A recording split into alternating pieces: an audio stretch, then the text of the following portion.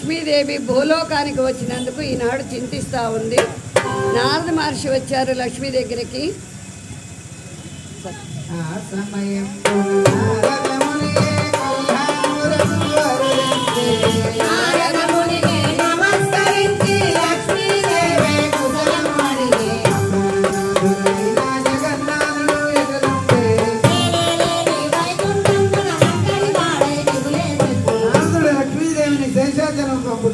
లక్ష్మీదేవి పలికిన పలకల నారద మునియే ఆలకింది. నారద మునియే జరిగిన కథనే తెలిపెనుగా. నీవు దుఃఖమయందుకు నీకొక మార్గము తెలిపెదను.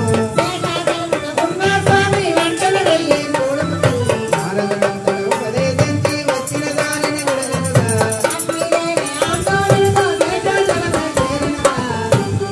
వైకుంఠంబున నేను ఎట్లా ఉండగలను.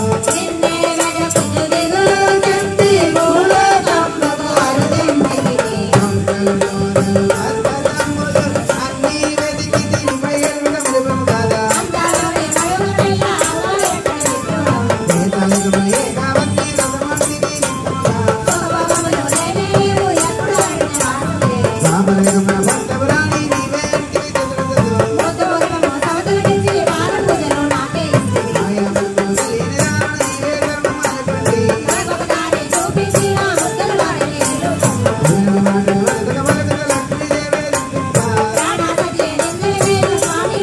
పద్మావతి లక్ష్మీదేవితో కయ్యము మారువలకని స్వామిని చూసి భక్తావతియే ముందుకు వచ్చి ఏమిటి అంటా ఇటు వచ్చిదివి వదిలేని నీవే మరుగుతుంటివి.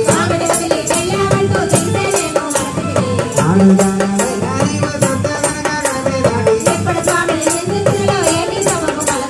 వైదాయికమై ఎంత కరికెలా కోరి నీవే లేచిపడితివి. సాపడైకమై తులసీదామరు రామిదుగను నీ కోసం. రామనాథుని వదిలి వెళ్ళి ఇప్పుడు వచ్చుట ఏమి ధర్మము చెప్పగా. శ్రీనివాసుడు శిలారూపం పొందుట.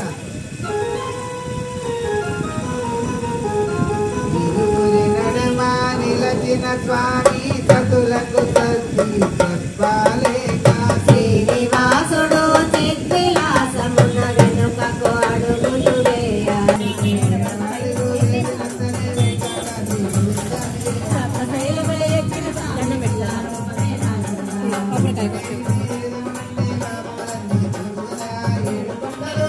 ఆంటీ కర్పూరం ఇవ్వండి. శిలారూపం చూసి లక్ష్మీ పద్మావతి దుఃఖించుట.